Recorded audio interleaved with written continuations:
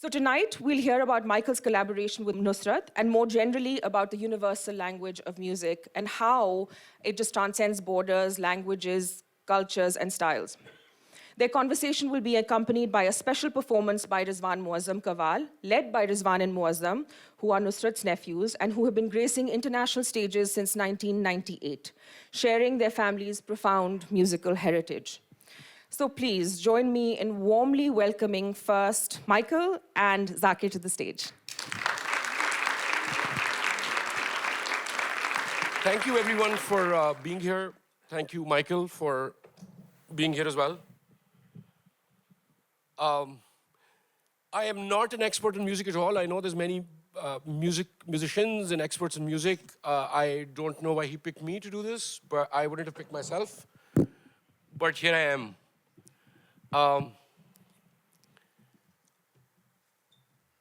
You've been here for a few days. I'm sure you've received effusive appreciation for Night Song.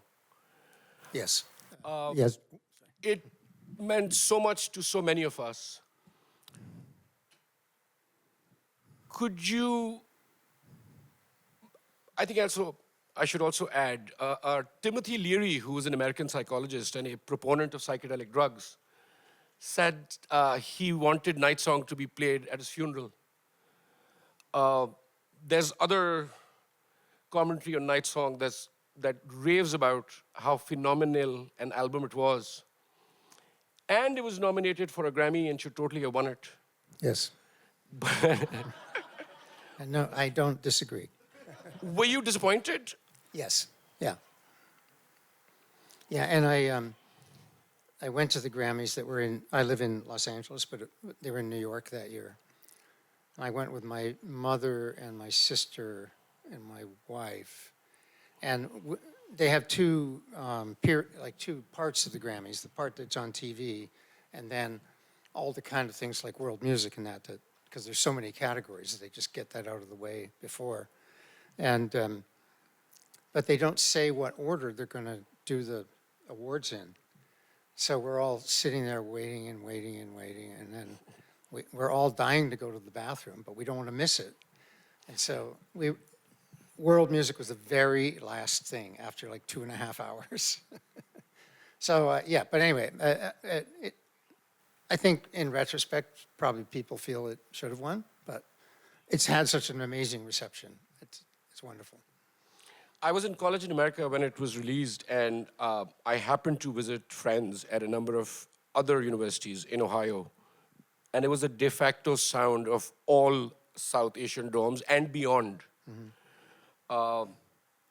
So yeah, could you talk about the process? How did you work with Nusrat to put together something so extraordinary?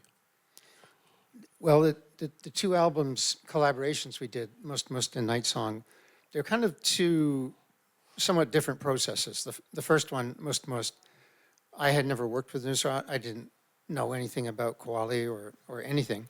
So in that area, it was very, well, what do we do? And so I had some sketches of instrumental sketches, and I played some for Nusrat and said, do you want to try singing on any of these? And he said, yeah, this one and this one. One issue was that, you know, in Western music, there's often like an A and a B section, or a verse or a chorus and things like that. But in the things Nusrat was used to doing, it's all A. And so my pieces often had an A and a B, and Nusrat would just start to get going and get momentum, and then it would change, and that would throw him off. So we looped all the A sections and all the B sections separately for about 20, 25 minutes each. So he could sing as long as he wanted. And then I edited it down to 5 or 6 minutes. The kind of, you know, sometimes you can't believe how stupid you can be, but I just edited the words that sounded good musically. And, you know, well, they have meaning, but I just didn't conceive of it. And some of them were, I think, some of the famous poets. Is that right? Yeah. So that was quite a faux pas. And at the time, I mean, it was a long time ago, so to see if Nusrat thought the album was okay, I mailed him a cassette, which took 3 weeks to get here. And then he wrote me a letter, which took 2 weeks to get to me. And by then, it was too late because they had to release the album at a certain time. So Nusrat was very forgiving about that because I gathered some people were pretty mad at him, which it wasn't his fault. Night Song was a different process because Nusrat was more experienced in the recording studio as a place of creation rather than just capturing a performance. And so we did roughly the same thing. If I had sketches and he would sing on it, but he also, by that point, was aware of recording techniques and wanted to do overdubs and build up big choirs of voice and things like that. And also, most often it was a bit more live, like we had some musicians and we had Nusrat and the party, and so everybody just kind of would go for a while and then I would cut it up. How did you, without understanding any Urdu, how were you able to accentuate the emotional potency of what Nusrat was singing? Because your music and his vocals complemented each other incredibly well. How did you pull that off? It's a secret. And another part of Night Song that was a bit different was for Mustt Mustt, Nusrat was there, we recorded, and then that was it. On a Night Song, we did some initial work, and then I worked on the instrumentals more, and then he came back and sometimes did additional vocals in that. But in terms of, well, I just went on a purely emotional level, but for Night Song, I transcribed phonetically all the lyrics, and then I would cut out 8 minutes of something, but I made sure that the tail of this line was the correct, connected to the correct lyric on the edit. We were blown away when we were fishing for archives that the magic that transpired when Night Song was being worked on was actually filmed. How did that end up happening? Well, some of it was one of the engineers had like a home video recorder, which I had forgotten about. I mean, you know, we all forget about things 35 years ago or whatever. And then, but before that, I kept thinking, this feels historic.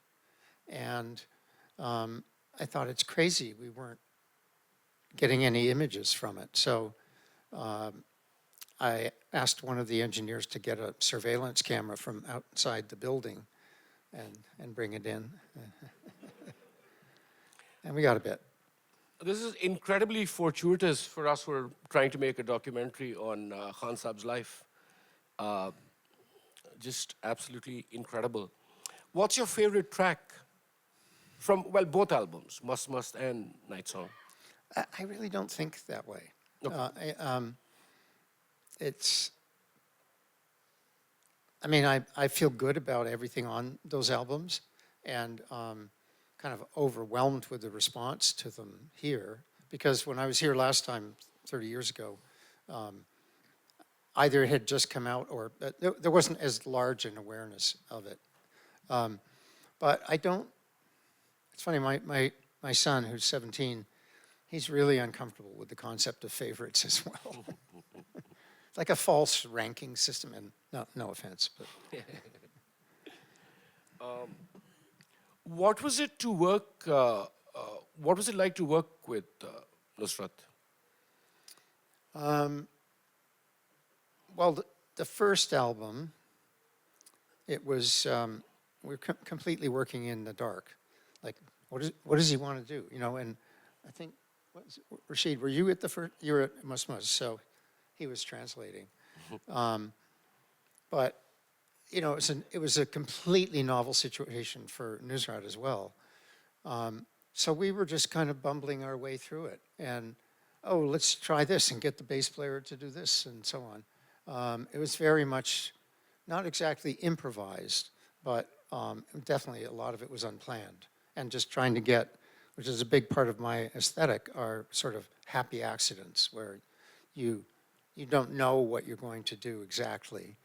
And I think that forces you to you're not preconceiving anything. And so it keeps you a little more alert and open to, maybe sensitive to when something good happens. But it was the second album, we were a little more familiar with each other and we didn't use the party as much. And I think we were all a little more relaxed and I think the process was a lot less chaotic. And one thing that was sort of funny, that we were doing a piece with Nusrat and his brother Farouk, who is he a backup singer? Is that what it's called? Like he was sort of another singer in the band. Yeah. Technically, Yeah. Rashid bhai, backup. Yeah.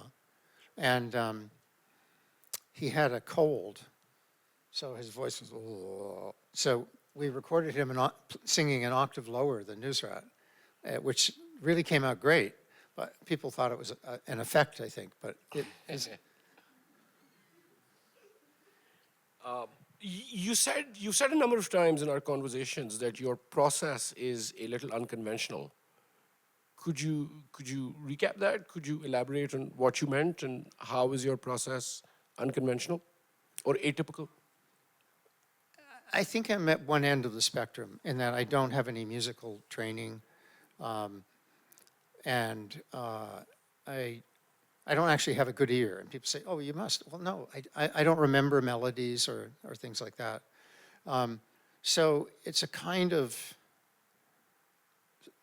I try to maintain a certain sort of naivety, and because it keeps it fresh, and so for me it's all about exploring. Not exactly randomly, but kind of in an undirected way until something happens. So I'll pick up a guitar and just sort of not even think about it, or maybe be looking at my computer and then think, oh, that's kind of interesting. And that's what the piece we're going to do tonight was definitely, it's a pattern that is in an unusual time signature, which I never do. But I was just sort of, not paying attention to it. And when we were rehearsing today, it was quite a struggle to remember it. Could you tell us a bit more about Tracery, the track you'll be performing with Rizwan-Muazzam? Well, that started from a sketch of the main guitar part. And then we had an amazing guitar. I didn't really play guitar when we were recording on that one much because I had too many things to deal with. So we got an amazing guitar player, Robert Awai, who plays all those cool little funky things. And then we had a bass player who's playing synth bass.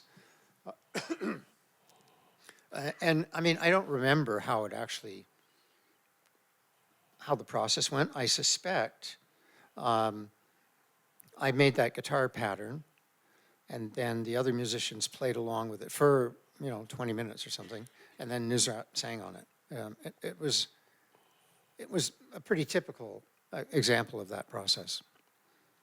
We noticed only Khan Saab is credited as the composer on both albums. Was that an act of magnanimity? Did you not fight for? It's very unconventional for us to not fight for credit.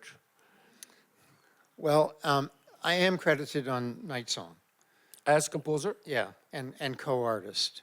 Ah. And I think what happened was my role evolved during Mustt Mustt from like a traditional producer. The term has changed meaning now, but at that time, a producer was somebody who was sort of kind of like the director of a film, or they were the supervisor of the recording. And it's almost like it's partly a musical administrative job a lot. But I ended up contributing quite a bit of the music and sort of the beginning of most of the pieces. And, but nobody thought about it, you know, and then afterwards they said, you know, you were kind of the artist too, which I appreciated. And then, so for the next one, they said, yeah, let's make it a co-artist record. How was the idea of collaborating with Nusrat pitched to you? Was it pitched by Peter Gabriel? And what were your first thoughts? Had you heard him before? What made you interested in collaborating with Nusrat? How many more questions? We could go to the lecture. No, I meant just now. Yeah, but let's go to it in a minute. This is my last one. I can go on forever too, by the way, as I'm sure you know by now. I was a fan of Nusrat, having heard the album Allahu when I lived in Canada. And I think Real World had just licensed that. I think it was, you know, recorded here and with a Pakistani label. So I really liked that. And I had done some solo instrumental records, and my style of guitar playing was very lightly influenced by Asian music, and a little bit of ornamentation or bending notes.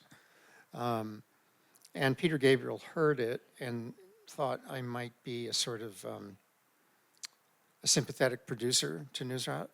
Because, you know, it's hard to imagine now, but it was completely unknown territory. And, you know, it was a bit, not scary, but there was so much unknown. So anyway, he asked me if I wanted to do it, and I was already a fan. So I said I would do it. Awesome. I will now call upon the stage Rizwan and Muazzam Ali Khan. We're going to do, this is the demo part. They'll do Tracery. I was about to say we, I'm not going to do anything. I'll just sit back and Where's your tambourine? Come on. Sorry? Where's your tambourine?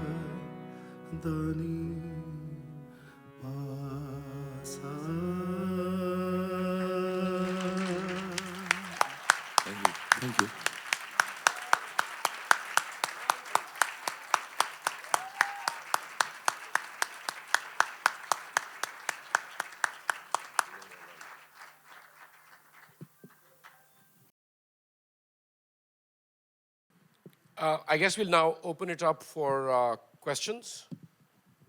Fatma has a floating mic, which he'll bring to you. बहुत बहुत शुक्रिया भाइयों शानदार performance है Very good.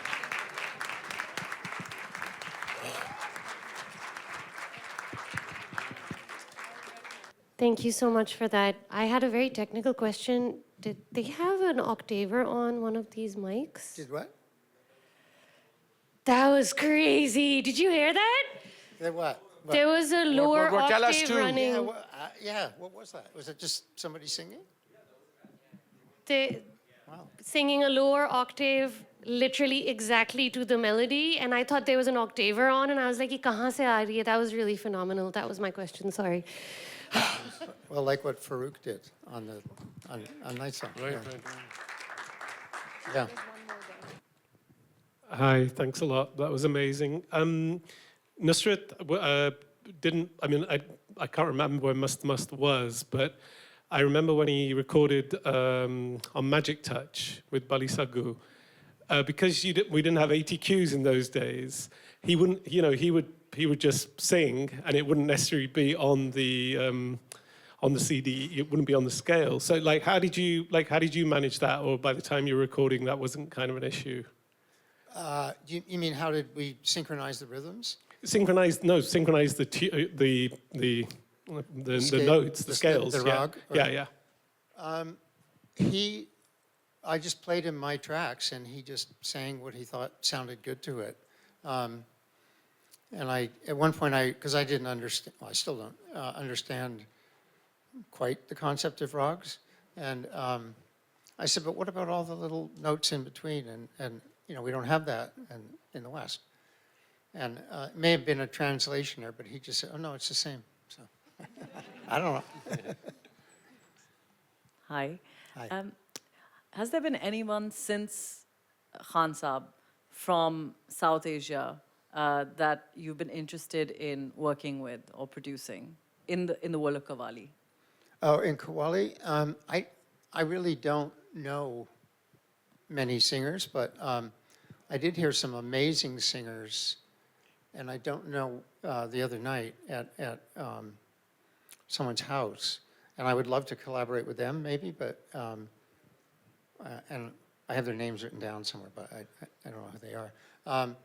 But in terms of, I think one distinction that Zakir and I talked about is, Nusrat was a unicorn, and he was a once in a generation or whatever thing, and who happened to do qawwali. But in some ways, I think and it's great that it is qawwali, but in some ways it feels like it didn't exactly have to be. He's just such an amazing singer and a genius. So I like qawwali, but I'm kind of naive about it. And I think also, maybe there's a bit of a risk of trying to recreate a good conversation.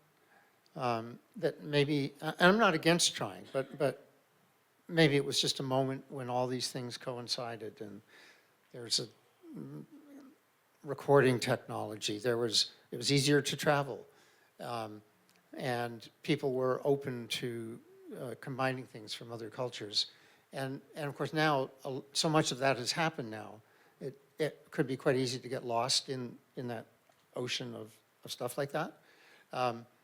And I think also part of the strength of both albums is there's a kind of freshness because it was fresh to us.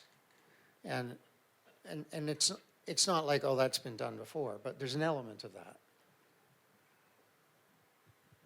Hey, thank you, Michael. So I've had the distinct pleasure of growing up around Nusrat. So I used to listen to his qawwalis when I was younger, much, much younger. We hail from the same town. So I think two people who are greatly credited for bringing Nusrat out to the world was you and Peter Gabriel. One person who's lesser credited, but I think he deserves a lot more credit, is Jeff Buckley. Mm-hmm. Yeah, I agree. Yeah, and was there ever a time when you, Jeff, and Nusrat were, sorry, because that was the time when all of this was happening. Was there ever a time when you three were together? I just want to know about that. No, I never met him. I'm a fan of him and his father.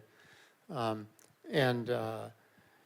I think I was only aware of Jeff's interest, I'm trying to remember now, when he did an interview with Nusrat in Interview magazine. And that was, I think it was a couple of years after we had finished the recordings, and I had actually moved to America from England at that point. So no, unfortunately we never did. Hello. Quick question. Where are you? I gotta look. Oh, there you are. Okay. Hi. Just a quick question. So I know what we've heard from stories from other people is that Nusrat Saab used to talk very less, and he was a very reserved person and laser focused on his art. So how was it to communicate with him, given that you guys were from very diverse musical backgrounds from different part of the world, and obviously there was a language barrier as well, right? So how was it to communicate with him, and how was it to sit with him and share and exchange ideas? What was that process look like? I think one part of working with people from other cultures that made apparent to me about my own culture, about Western culture, is that it's maybe one of the more flexible cultures. And you know, with jazz with harmony that's moving all the time, or and so on. And I've since the Nusrat recordings, I've done collaborations with people from Armenia, India, Tanzania, maybe somewhere else. And this is what sort of brought out the flexibility of our culture, or the eclecticism. And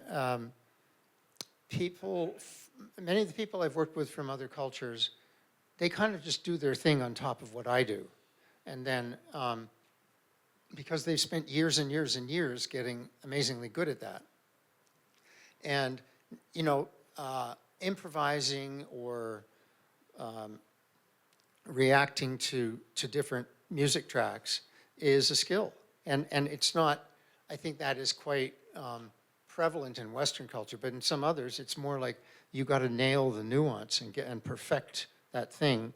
And you're not particularly, it's not a priority to try and work with other things in a way. It's trying to perfect that one thing. So what is a day in the life of your music life today, and what are you listening to in these days, in 2024? And what inspires you today? Well, one thing is I often don't get much time to listen to music. You know, you work on it 10 or 11 hours a day. People say, what do you listen to after work? Well, silence. So I'm kind of, my musical appetite is sated a lot. But then I discovered the first podcast I've ever listened to, which is a history of rock music in 500 songs. And it's English guy, Andrew Hickey, and he does one episode on one song, and it's chronological. And I just learned so much about early blues and R&B, because it's not just rock music at all. It's more like popular music. And he's so insightful, and some people don't like the way he speaks. It's a little bit very meticulous and, you know, relentless. So I listened to that in the car, and I'm up to episode 67. So that's what I've been listening to, and you can hear all these, he's compiled all these old amazing recordings, and one common thread that comes through them for me is a sort of the passion of the performances, and how, you know, it's not, we have a kind of more architectural music now, where people build it in the studio and all that kind of thing, which is fine. But this was almost always just people in a room interacting with each other. And I find that very inspiring.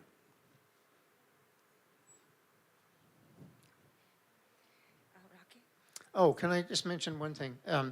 At the event I was at the other night, where there were these three great singers,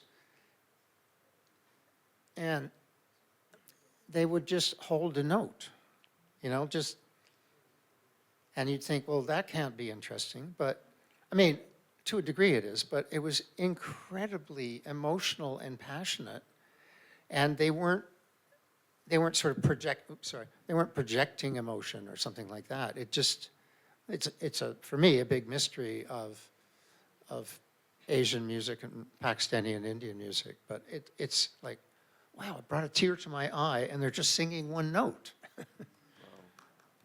Hi. Yeah. Hey. So I'm just saying, I think on behalf of so many, that it's such a unique honor to have you amongst us and to kind of relive a bit of what, who we really revere and his music and the production of that famous album. What I wanted to ask was that qawwali is so intrinsically spiritual. Did you feel a spiritual connect to him or the music? Or? Well, I'm going to tread carefully here. I felt something, and it was certainly emotional and kind of transcendent. But I don't know if I would, I'm a little uncomfortable for me with the word spiritual, and I know I totally accept it. You're not the only one. Yeah, so yes, there were strong feelings, and also I think it's hard to, for people who aren't involved in recording music to realize, it's like battle stations. You're trying to make sure nothing goes wrong. A lot of your energy goes into that, kind of thinking, well, the musicians are going to do their thing, and you've already decided to work with them, so you think they're good. And of course, sometimes you might participate and make suggestions musically and all that, but also you really want to avoid like messing up the recording or not noticing something that you kick yourself later that that was wrong. So my sort of consciousness at the time of the recording is frequently somewhat detailed and all, not technical, but sort of. And then often for me, the emotion of it, the ultimate perception of the emotion comes long after the fact. It's just not where my attention is at the time. But I think if it was, like if nothing was happening emotionally, I might say that, and we'll try and do something different or something like that. If there's a burning last question, we'll take it. Yeah, hi. Besides Nusrat, is there any other artist who's had an impact on you? Any other artist, what? Who's had an impact on you? Ennio Morricone, a film composer, who I'm a big fan of, and J.J. Cale, who's a guitar player. I'm sure there are others, but nobody quite comes to mind. I found Morricone's soundtracks very inspiring in that they're great as music, and he really put his stamp on things. And I found, excuse me, he transcended things so many times, and I think his music is a little, sometimes they say if you notice the music in a film, it's not good. And I certainly experienced it where I don't notice the music in a film, but with his music, it seems like you notice it, but it really adds a lot to the film. Thank you so much, everyone. Please join me in welcoming back on stage Rizwan and Muazzam Ali Khan. We'll take your leave.